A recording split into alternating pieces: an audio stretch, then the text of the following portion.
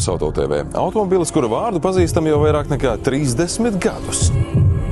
Ja skaita arī jaunāko modeli, tas ir piedzīvojis jau 6 paaudzes un 2 reizes ieguvis Eiropas gada auto titulu. Un kopumā pārdots vairāk nekā 16 miljonos eksemplāru visā pasaulē.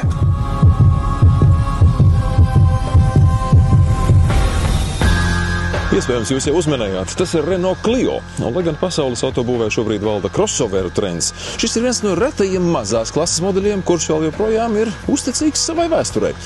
Neskatoties uz to, ka tādi iecienīti pilsētas hatchbacki kā Volkswagen Polo vai Ford Fiesta vairs netiek ražoti, Renault Clio vēl joprojām ir gatavs cīnīties par savu vietu mazajā klasē.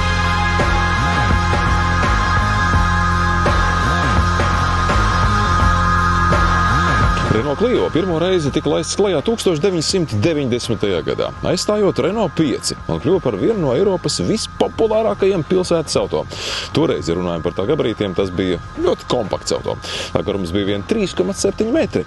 Jaunais 6. paaudzes Clio ir par aptuveni 35 centimetriem garāks un 17 centimetriem platāks. Un to var just ne tikai ar acim, bet arī iekāpjot šī auto salonā.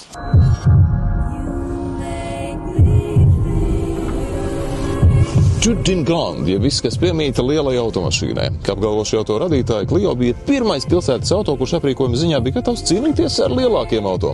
Kā jau pieņemts digitālajā laikmetā, jaunā Clio salonā atradīsiet 2 10 solu displejus, izliegtā V-veida izkārtojumā, kas, kā redzat šeit, ir pavērsta pret vadītāju, un Open R-Link multimediju sistēmu, kas ir ar pilnu Google pakalpojumu integrāciju. Tas nozīmē, ka kartes, balss asistents šeit ir, arī Play Store veikals, kas ļauj auto izmantot vairāk nekā 100 lietotnes. Bet runājot par apdares kvalitāti, tā ir īpaši garšīga Esprit Alpina aprīkojuma līmenī. Ir vairāk sportiski elementi, kā arī zem šādas apdari.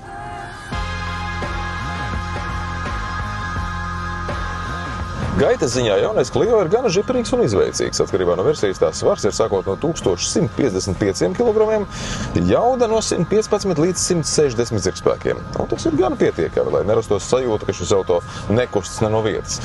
Top augšgalā ir jaunais Full Hybrid E-Tech ar 160 zirgspēkiem. Tā pamatā ir 1,8 litru iekšdedzes dzinējs, kas sakrustots ar elektromotoru, un lai arī hibrīda sistēmas baterijas ietilpība ir salīdzinoši niecīga, pilsētas apstākļos elektriskajā režīmā to var veikt līdz pat 80% no ceļa, un kopējā sniedzamība ir līdz pat 1000 km.